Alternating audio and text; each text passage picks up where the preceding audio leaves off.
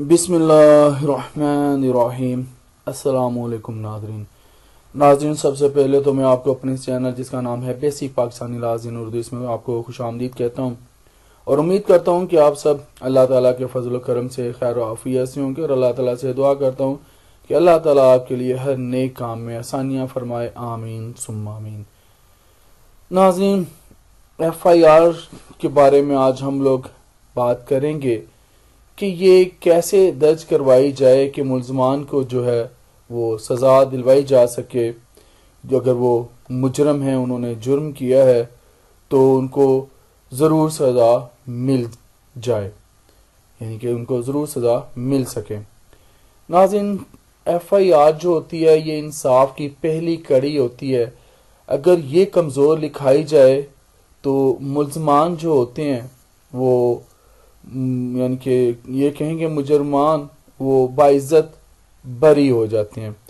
तो इसके लिखवाने का जो तरीक़ाकार है मैं आज की इस वीडियो में आपको बताऊंगा। इसके मैंने 11 पॉइंट्स बनाए हैं, तो वो 11 जो 11 पॉइंट्स हैं वो आपके साथ इस वीडियो में शेयर करूंगा। तो चलते हैं उनको जानने के लिए अगली स्लाइड पर।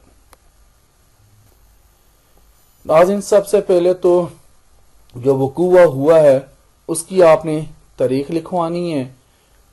वक्त, यहाँ पर एक बात बता दूं कि वो वक्त को हमेशा तकरीबन जो है वो लिखवाना चाहिए। मसलन सुबह तकरीबन 8 बजे या शाम तकरीबन 6 बजे, 7 बजे, 8 बजे, जो भी था तकरीबन लिखवाना है, एग्जैक्ट टाइम नहीं लिखवाना। नंबर 2 है इल्ज़ाम अलैहि या इल्ज़ाम अलैहान की तादाद। नाज़रीन, यहाँ पर मैं आपको एक बात नोट करवा दूं, असल मुल्ज़म के अलावा या मुल्ज़मान के अलावा किसी दूसरे शख्स को या अशख़ास को बिला वजह बतौर मुल्ज़म या मुल्ज़मान जो है ना लिखवाएं, क्योंकि अक्सर देखने में आया है कि अगर FIR में असल जो मुल्ज़म होता है उसके साथ किसी दूसरे शख्स को बिला वजह नामजद कर दिया जाए तो फिर ट्रायल में जो होता है असल मुल्ज़म भी इस तजाद की वजह से अदालत से जो सज़ा मिलनी होती है उससे वो जो है उससे बच जाता है।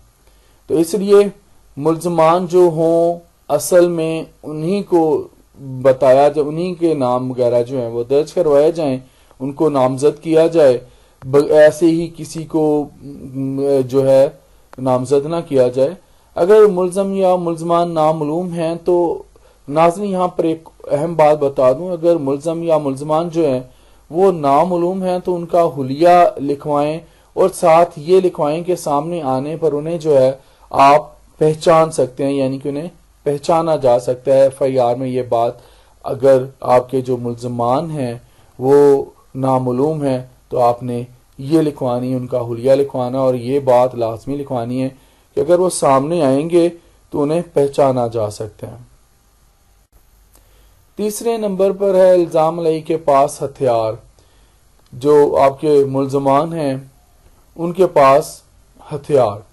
नाज़रीन, अगर इल्ज़ाम अलैहि एक से ज़्यादा हैं तो उन तमाम के पास हथियारों की अक़साम, कौन कौन सी किस्म की अक़साम जो थे हथियार थे उनके पास, वक़ूआ का जिक्र करना है आपने, कैसा हुआ था और वक़ूआ में मुल्ज़मान का अमली किरदार क्या था। इससे मुराद ये है कि मसलन किसने अगर लोहे का राड मारा गया है तो किसने लोहे का राड मारा था, अगर ईंट पत्थर वगैरह मारे गए हैं तो किसने पत्थर मारा था और किसने क्या किया। गोलियों शोलियों का भी, यानी कि हथियार, मुख्तलिफ किस्म के जो हथियार आ जाते हैं, गन्स आ जाती हैं, राइफल्स आ जाती हैं, किसके पास कौन सी राइफल थी, किसके पास कौन सी गन थी, किसने पहले फायर किया, किसने बाद में फायर किया, ये चीजें भी आपने जो है वो लिखवानी है। नाज़रीन, एक और ज़रूरी बात वो ये कि अगर मुद्दई ने कोई माल उस वक़ूआ में खोया है तो उसकी जो मालियत है वो भी आपने ज़रूर जो है लिखवानी है, यानी कि उस जो आपने रकम वहाँ पर खोई है मुद्दई ने, तो वो रकम जो है जितनी थी वो भी वहाँ पर ज़रूर लिखवाई जाए, FIR में दर्ज करवाई जाए। चौथे नंबर पर है गवाहों के नाम आपने लिखवाने हैं, वल्दियत और उनका पता। नाज़रीन, अगर गवाहों की तादाद ज़्यादा हो तो कोशिश करें कि जो ज़रूरी गवाह है صرف ان کا نام لکھوائیں، کیونکہ گواہوں کی زیادہ تعداد کی وجہ سے بعد میں جب ٹرائل چلتا ہے اور کراس ایگزامینیشن ہوتا ہے اس وقت کچھ مسائل جو ہوتے ہیں وہ درپیش آتے ہیں اور الزام علیہ خان کو شک کا فائدہ مل جاتا ہے۔ اس لیے صرف جو ضروری گواہ ہوں ان کے نام جو ہے وہ شامل کروائے جائیں اور ان گواہوں کے جو آپ کے ساتھ چلیں جو گواہی دینے کے لیے راضی ہوں، اہل ہوں۔ 5ویں نمبر پر ہے وقوع میں جرم کی نوعیت۔ اس سے مراد یہ ہے کہ آپ کو یہ بھی لکھوانا ہوگا کہ وقوع میں جرم تھا وہ کس قسم کا تھا۔ چھٹا جو ہے وجہ ناد، یعنی کہ اگر دشمنی تھی تو اس دشمنی کی وجہ کیا تھی۔ ناظرین اگر یہ وقوع دشمنی کا شاخسانہ ہے تو آپ کو اس اناد، اس دشمنی کی جو وجہ ہے وہ ایف آئی آر میں درج کروانی ہوگی، یا یہ کہ وقوع جو ہے یہ کیوں ہوا ہے۔ 7ویں نمبر پر ہے ایف آئی آر کو دیر سے اگر آپ درج کرواتے ہیں اس کی جو وجہ ہے وہ آپ نے لکھنی ہے۔ اگر ایف آئی آر کی جو درخواست آپ دے رہے ہیں، یعنی کہ جو ایف آئی آر آپ درج کروا رہے ہیں، اگر اس میں آپ کو دینے میں دیر ہوئی ہے تو یہ دیر جو ہے کیوں ہوئی ہے اس کی بھی وجہ آپ کو لکھوانی ہوگی۔ بعد میں یہ بھی کافی زیادہ جو ہے ملزمان کو جو ہے ان کو فائدہ مل جاتا ہے۔ ایف آئی آر اگر دیر سے درج کروائی جائے تو پھر اگر دیر سے درج ہو رہی ہے تو آپ نے اس کی وجہ لکھنی ہے کہ یہ ایف آئی آر درج کروانے میں آپ کو دیر کیوں ہوئی۔ 8ویں نمبر پر ہے میڈیکل رپورٹ، جس کو ہم لوگ میڈیکل کرواتے ہیں، ملاحظہ بھی کہتے ہیں کچھ لوگ۔ اگر میڈیکل رپورٹ بھی میسر ہو تو یہ سب سے بہتر ہے۔ وقوع میں زخمی ہونے کا معائنہ بھی جو ہے وہ ضروری ہے کروایا جائے، میں یہی کہوں گا۔ تو اس کی رپورٹ جو ہے آپ نے کروایا ہے تو وہ بھی وہ ایف آئی آر میں لکھوائیں۔ 9ویں نمبر پر ہے الزام علیہ کے خلاف ایف آئی آر درج کرانے کی استدعا۔